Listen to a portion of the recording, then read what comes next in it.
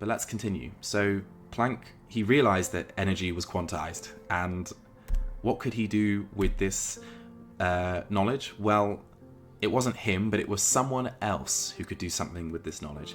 So I'd like to introduce the man who is known for general relativity, a man who is known for special relativity, a man who is known for the EPR paradox, a man who is known for E equals mc squared. I think, hopefully, should be able to guess who it is by now. This is, a small list of all his achievements, and it is, of course, Albert Einstein. And the reason I'm mentioning Albert Einstein is because he took Planck's idea that energy was quantized, and he observed something that was really interesting, and he called it the photoelectric effect. And it is this, basically.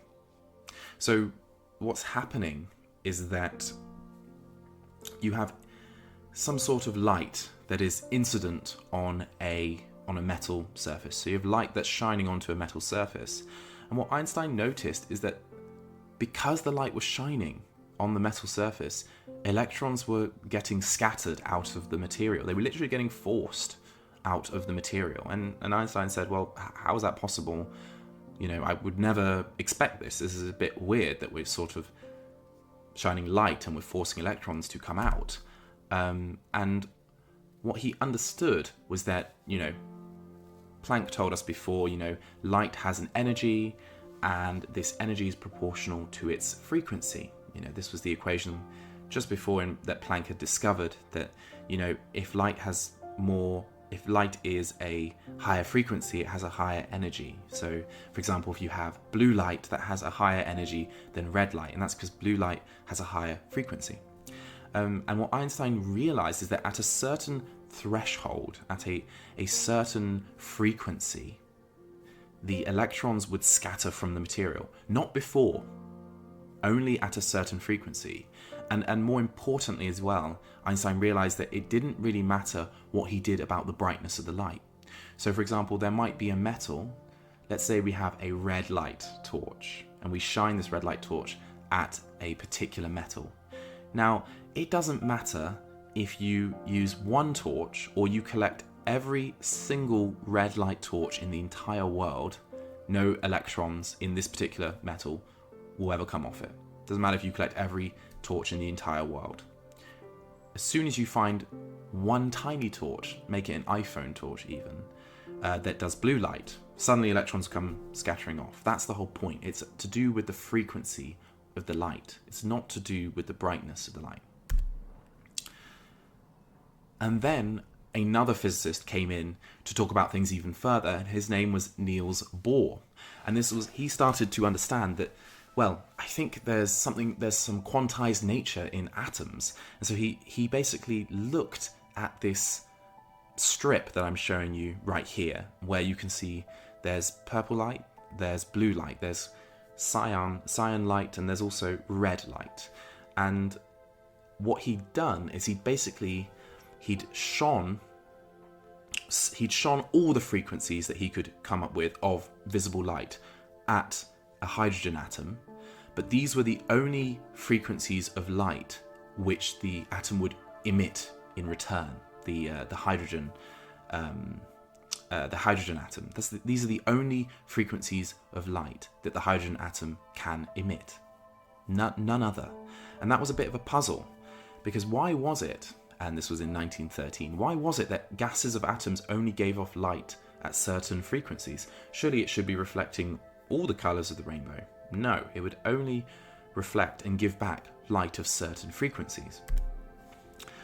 And Niels Bohr took a look at this phenomena and claimed that the whole thing was immediately clear to him, which I always sort of internally laugh at when I read it, because it's very rare in physics that something is immediately clear to you. So it is amazing that was the case for him.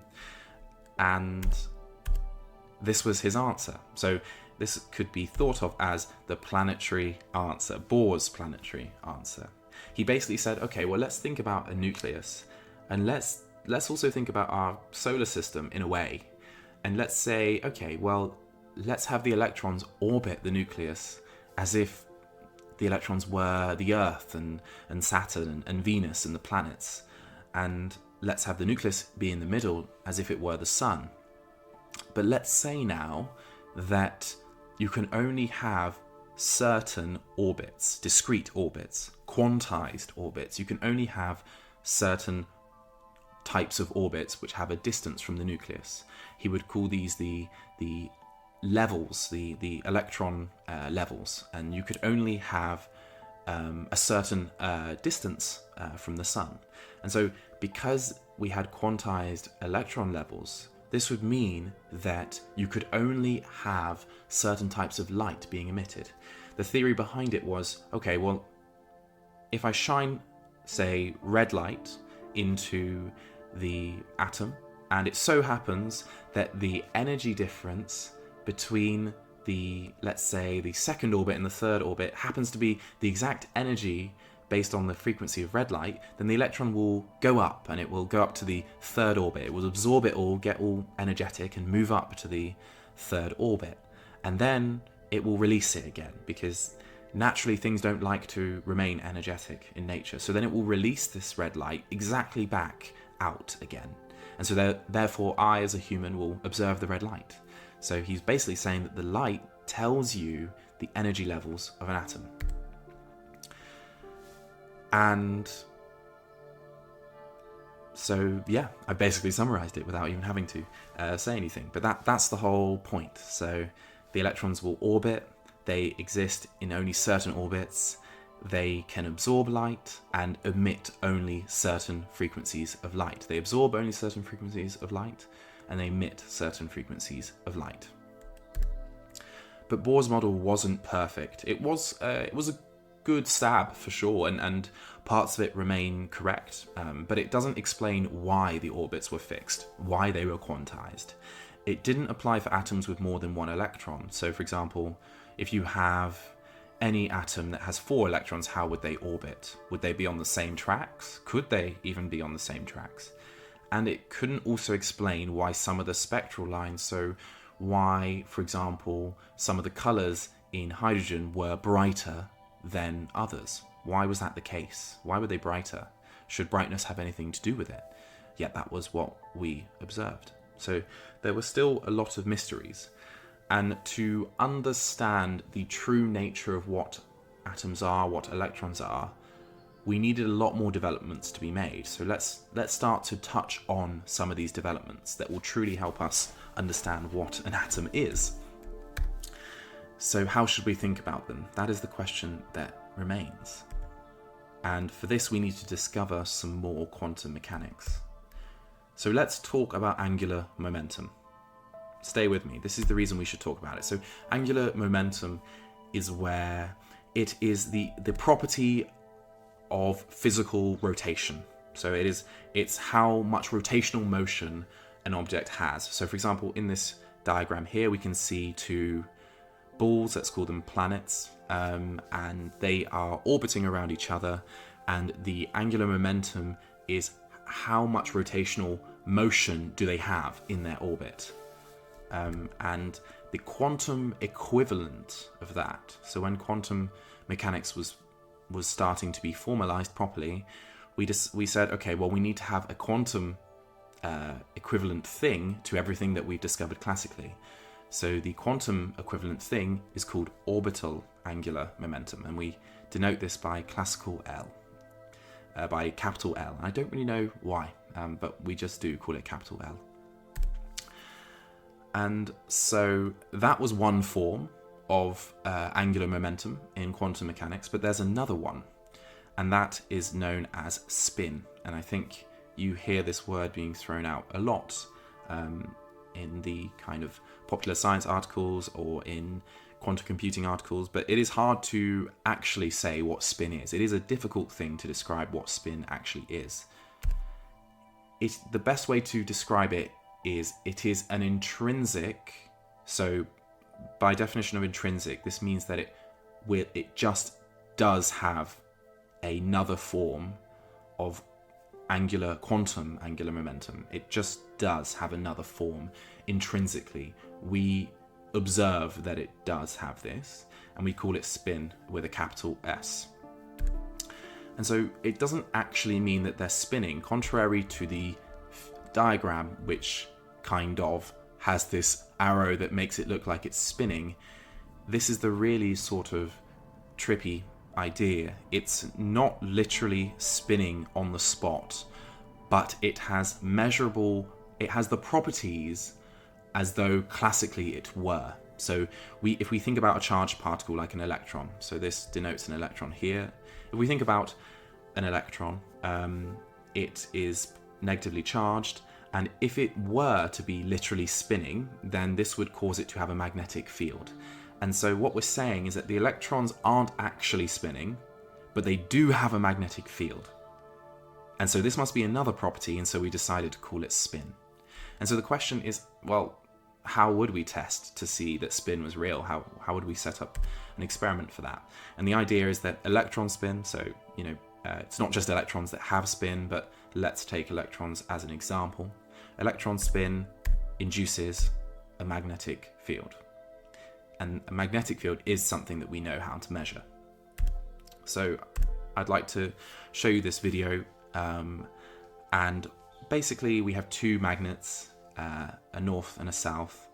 And we are assuming that one magnet's slightly stronger than the other. And so if we put a normal magnet north facing, it gets attracted to the south pole. If we put it in the middle, it just goes in the middle. And if we do the other way, it goes down. Okay? And so depending on the angle of rotation of the magnet, this will change exactly how much it deviates from its central path. Okay? But let's try this now with quantum things like an electron. Well, look what's happening. We're sending this quantum particle, electron, through this magnet, and what's happening? They're lining up. There's only two different places they can line up. No matter how many times you do it, they will only ever form two values, right? They will only ever be found on two positions on this board. And so what this means is that each electron is kind of behaving as though it were a magnet, but with only two values. And so we can say, therefore, that this spin of the electron is quantized. It's quantized because it only appears in two different exact values. So what this was saying is that, well, the electrons, they don't have any orbital angular momentum, which we've denoted by capital L.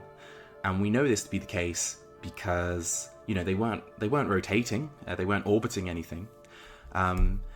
But yet the electrons, they only scattered in two directions in the magnetic field, and they only lined up at two distinct points on the board.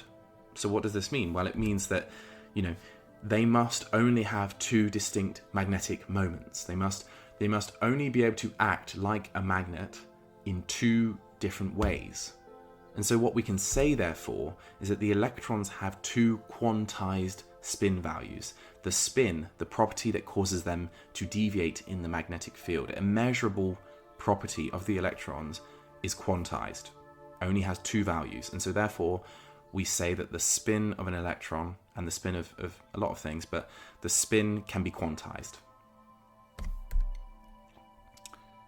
Now we have something that is even more interesting, and that is the fact that everything is a wave.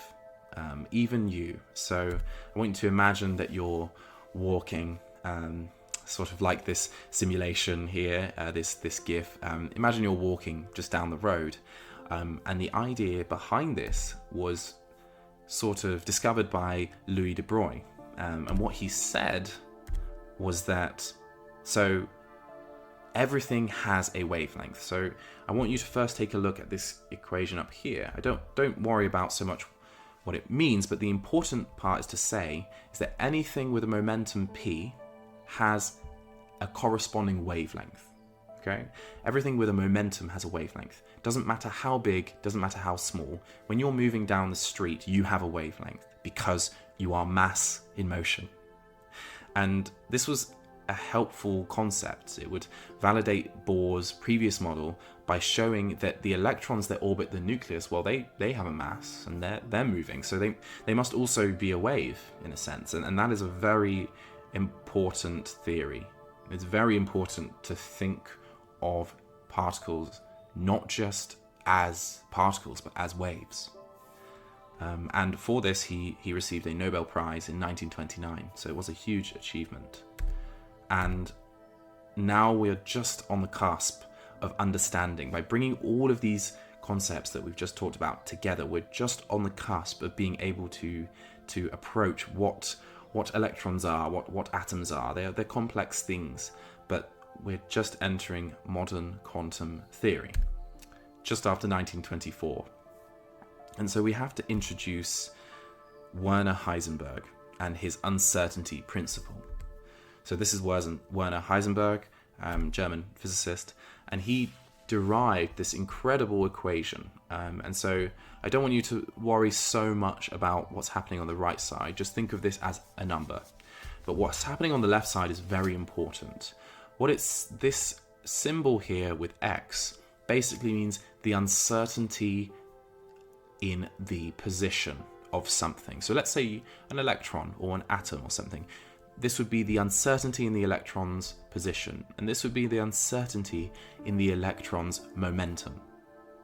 And so what he's saying is that this will always be greater than or equal to this number. It can never be zero. So that both the uncertainty of the electron's location and the uncertainty of how far it's moving, in what direction, with what speed, can never be zero. You can never simultaneously know both properties at the same time. It is not possible with 100% accuracy.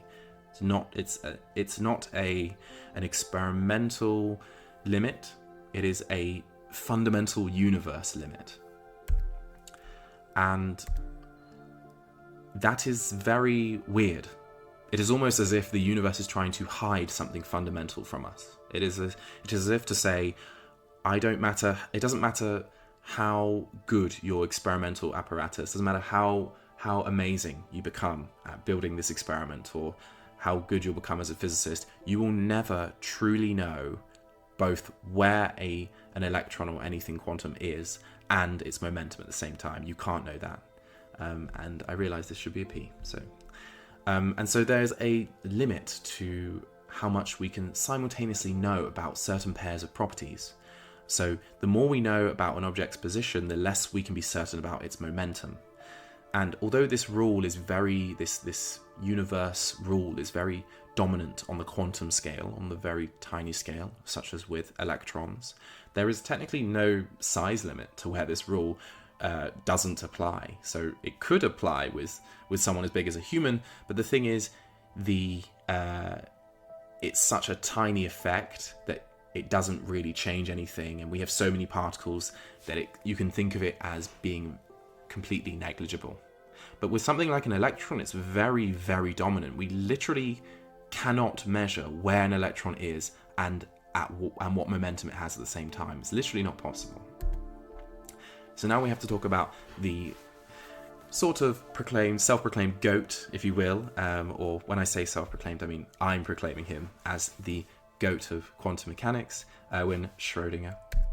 And he is an Austrian-Irish, I believe, physicist, born 1887 to 1961, and he came up with arguably the most famous equation and definitely the sort of foundational building block to modern quantum theory, and that is the Schrödinger equation. And this equation is very interesting because it has this symbol here, which is the Greek symbol known as psi.